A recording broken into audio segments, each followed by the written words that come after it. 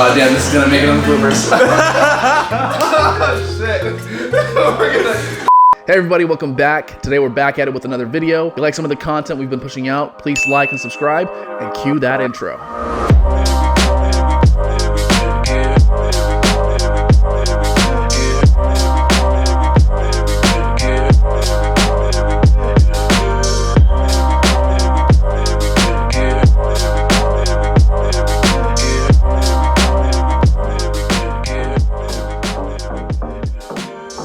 We must first understand that we are all wired differently, each equipped with certain talents, unique abilities, and skills that make us who we are.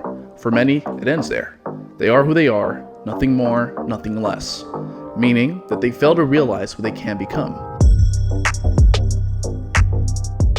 Today, I'm going to share with you some of the resources that I've come across. By no means am I an expert. I'm a student of life and will always be that way. What I want to do is share some of the resources and information I've come across that help me structure a mindset to tap into my fullest potential. Since birth, we've all been sculpted with the skills, beliefs, and knowledge we have. We've developed these skills through different avenues, such as the educational system, our personal experiences, the people we hang out with. To reach your fullest potential, you must first commit to self-education, commit to a growth mindset, and most importantly, yourself, because within each and every one of us lies the potential for greatness. You must realize that everything around you that you call life was made up by people that were no smarter than you. And you can change it. You can influence it. You can build your own things that other people can use. And the minute that you understand that you can poke life and actually something will, if you push in, something will pop out the other side, that you can change it, you can mold it. Once you learn that, you'll never be the same again. Number one, start off with mindset. You reap what you sow, known as the garden methodology. It means that your thoughts and actions and habits result in real life consequences. It all starts with the mindset. You must understand that your mindset dictates which direction you go and what you do. Your mindset allows you to take control of the wheels and steer in whatever direction you want to go. Now, strong mindset is essential to developing a healthy self-esteem. It is an important tool that affects our daily self-dialogue. What's really interesting is that it reinforces our most intimate beliefs, attitudes, and feelings about ourselves. Now, we're going to jump into number two, and that is being brave. Bravery is the audacity to be unhindered by failure and to walk with the strength in the face of the unknown. Theodore Roosevelt said it best: "Nothing worth having was ever achieved without effort."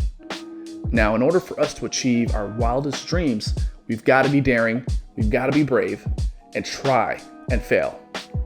Number three, maximize your time.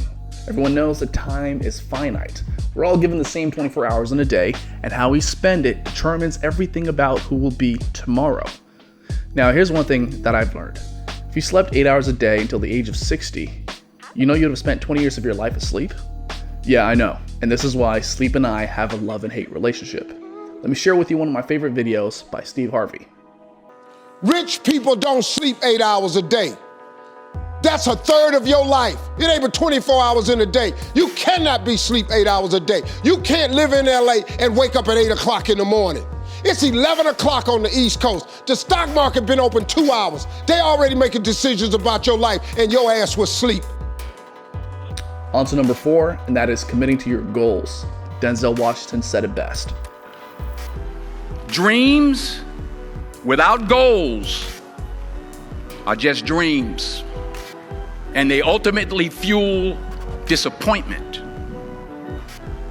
So have dreams, but have goals. Life goals, yearly goals, monthly goals, daily goals. To accomplish your dreams, it's helpful to set attainable goals. To do that, you must first commit to yourself. Now, here's one trick I use to do that. I set an hour-by-hour goal. I write down a list of things I can accomplish within that time frame, and only for that hour I have a tunnel vision on getting those set of action items completed. This helps me stay committed, and this also helps me stay on track with what I'm working on. For a long time now, I focus on what I do during that hour and stay committed. Now on to number five. It's a beautiful theory. I think it might work well for a lot of you guys, and that is applying the 10,000 hour rule by Malcolm Gladwell. Now, he claims that in order to accomplish true mastery in any field or acquire a desired skill to a level of mastery, one must practice it over 10,000 hours. That doesn't mean all in one time, obviously. He goes on to explain that reaching the 10,000 hour rule, which he considers as key to any success in any given field, is simply a matter of practicing a specific task over and over again that can be accomplished over those 10,000 hours of work. Now, here's a great video on Malcolm Gladwell explaining that 10,000 hour rule. It looks like we need to spend 10,000 hours practicing before we get good. Right. So there's never been a great piece of classical music composed by someone who hasn't spent 10,000 hours Well, first. because you write about Mozart, and everybody talks about Mozart composing as a little kid, but he didn't really compose anything anybody cared about until he was what? 23, at which point he'd been composing for over 10 years. So it really, really does make sense. Last but not least, neural pathways. Now, this is an interesting space where science has discovered that through neuroplasticity, your brain is able to build neural pathways. It's able to identify new methods or patterns of doing something from start to finish. It can be something as small as to doing your morning routine to how you absorb information. Here's a video on neuroplasticity and neural pathways. Every time we think in a certain way, practice a particular task, or feel a specific emotion, we strengthen this road. It becomes easier for our brains to travel this pathway.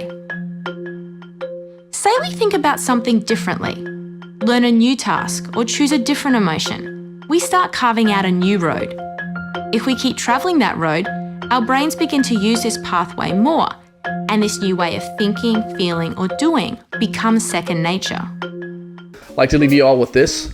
The unseen forces that created the world created you. May the force be with you. I'm going to leave you with one last question, and that is, given the opportunity to make this world a better place, what would you attempt to do? Now, if you like this video, like and subscribe to catch similar content. Turn on the notifications so you're in the loop on every video we publish. If you have any questions or comments, leave them down below. We'll make sure to get back to you. Thank you guys. Till next time, we out. On this cloud for a joyride.